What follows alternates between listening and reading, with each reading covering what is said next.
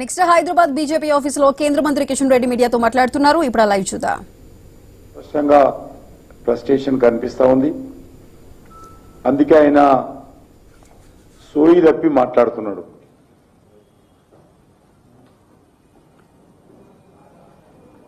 ఎవరైనా ఒక ముఖ్యమంత్రి ఎన్నికలప్పుడు కానీ ప్రజల మధ్యకు వెళ్ళేటప్పుడు కానీ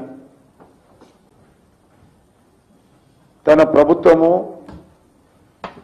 ఏం చేసిందో వివరించి ఏం చేయబోతున్నాడో చెప్పి ప్రత్యర్థి వైఫల్యాలను విమర్శించి ఓట్లు అడగాలి. కానీ ఈరోజు ఎన్నికలకు ముందు ఏమీ హామీ ఇచ్చాడు, ఆ ఒక్క మాట కూడా మాట్లాడాడు. 2 సంవత్సరాల్లో ఇచ్చినటువంటి హామీల మీద ఏం చేశాడు, ప్రభుత్వము ఈ యొక్క హామీలను ఏ మేరకు అమలు చేసిందో దాని మీద ఒక మాట మాట్లాడాడు. ప్రత్యర్థి పార్టీల మీద విమర్శ అది పార్టీ పరంగా సమస్యల పరంగా ఉండాలి. కానీ ముఖ్యమంత్రి పూర్తిగా గత 2 సంవత్సరాలలో ఇచ్చినటువంటి ఏ ఒక్క హామీ అమలు చేయకుండా పూర్తిగా వైఫల్యం చెంది ప్రజలలో వస్తున్నటువంటి భయంకరమైనటువంటి అవినీతి నుంచి ఏదో రకంగా ప్రజల దృష్టి మళ్లించేటువంటి ప్రయత్నంలో భాగంగా గత నెల రోజులుగా లేక అంతకుముందు కూడా నా మీద వ్యక్తిగతమైనటువంటి విమర్శలు చేస్తా ఉన్నాడు. మా పార్టీ మీద తప్పుడు విమర్శలు చేస్తా ఉన్నాడు. మా ప్రధానమంత్రి గారి మీద కూడా తప్పుడు విమర్శలు చేస్తా ఉన్నాడు.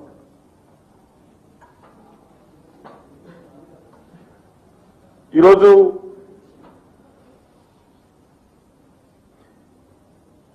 బీజేపీ బీఆర్ఎస్ కలిసిందని దిగజారుడు రాజకీయాలు రేవంత్ రెడ్డి కాంగ్రెస్ పార్టీ నాయకులు ప్రచారం చేస్తా ఉన్నారు. గత శాసనసభ ఎన్నికల్లో కూడా ఇదే విధమైనటువంటి ప్రచారం చేశారు. రాజ్యాంగం గురించి మాట్లాడారు. పార్లమెంట్ ఎన్నికల్లో ఇదే విధమైనటువంటి తప్పుడు ప్రచారానికి దిగారు. మొన్న ఎమ్మెల్సీ ఎన్నికల్లో కూడా రేవంత్ రెడ్డి ప్రచారం చేస్తూ ఇదే రకంగా ఆ ఎన్నికల్లో కూడా నాపైన వ్యక్తిగతమైనటువంటి విమర్శలకు దిగాడు. నేను ఒకటే రేవంత్ రెడ్డి గారికి మనవి చేస్తా ఉన్నాను.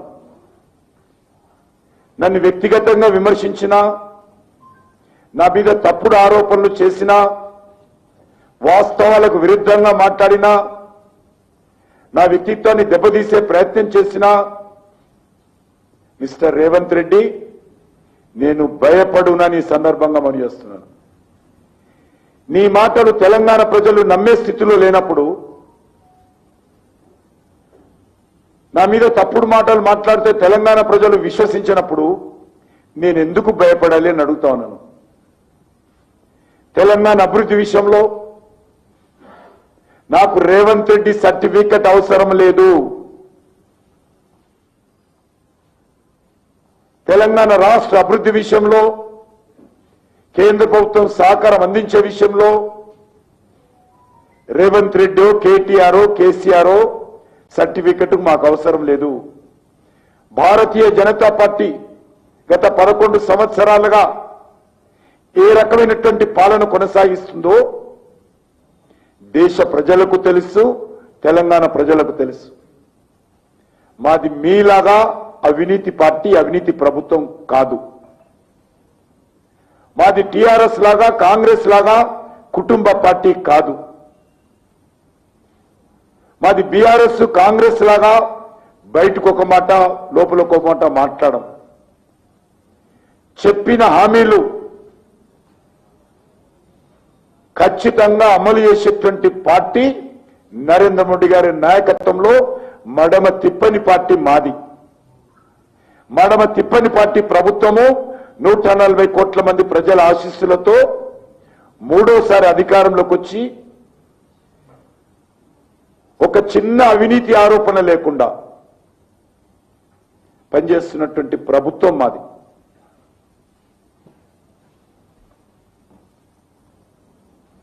గత అసెంబ్లీ ఎన్నికల్లో, పార్లమెంట్ ఎన్నికల్లో ఫేక్ వీడియోలు తయారు చేసి తప్పుడు ప్రచారం చేసినటువంటి party Congress party, BRS party. ఇప్పుడు జూబ్లీ హిల్స్ లో కూడా అదే రకమైనటువంటి తప్పుడు ప్రచారం.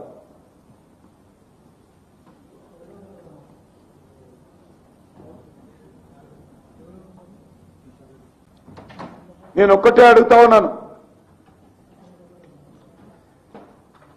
1,00,000 కోట్లు కక్కిస్తామని మీ నాయకుడు రాహుల్ గాంధీ మీరు తెలంగాణలో ఊరూరు తిరిగి ప్రచారం చేసిరా?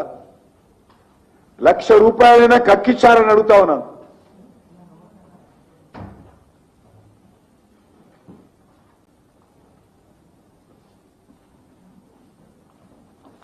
మీకు బీఆర్ఎస్ పార్టీకి ఢిల్లీ స్థాయిలో ఒప్పందం కుదిరిందా లేదా? ఇది వాస్తవం కాదా? కేటీఆర్ నిన్నగాక మొన్న మాట్లాడుతూ రేవంత్ రెడ్డిని రాహుల్ గాంధీ ముఖ్యమంత్రిగా తప్పించాలనుకుంటున్నాడు,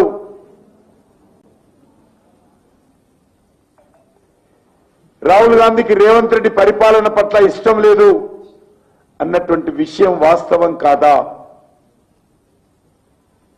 ఢిల్లీ ఎన్నికల్లో ఓడిపోయినప్పుడు కేటీఆర్ సోషల్ మీడియాలో ఇప్పటికీ ఉంది, బీజేపీకి వ్యతిరేకంగా రాహుల్ గాంధీ కేజ్రీవాల్, కేసీఆర్ లాంటి వాళ్ళందరూ కూడా కలుపుకొని పోరాటం చెయ్యాలి అన్న విషయం వాస్తవం కాదా? మరి ఈరోజు ఏ రకంగా బీఆర్ఎస్ కు నాకు జత కలుపుతున్నారో చెప్పాలి. నేను ఈరోజు మరొకసారి ముఖ్యమంత్రికి చీము నెత్తురు ఉంటే ఇచ్చిన మాట మీద, చేస్తున్నటువంటి ఆరోపణల మీద ఏదైనా 1% అయినా మీకు విశ్వాసం ఉంటే మీ మాటల మీదనే, ఎక్కడ ఎప్పుడు ఏ విషయంలో బీఆర్ఎస్ బీజేపీ ఒక్కటో, కిషన్ రెడ్డి ఏ రకంగా ఎవరికి సహాయం చేస్తుండో దమ్ము ధైర్యం ఉంటే చూపించాల్సిందిగా సవాల్ చేస్తా ఉన్నాను. ఖర్చు లేదు కాబట్టి, వాస్తవాలు చూపించాల్సిన అవసరం లేదు కాబట్టి నోటికి ఏదొస్తే అది మాట్లాడడం కాదు.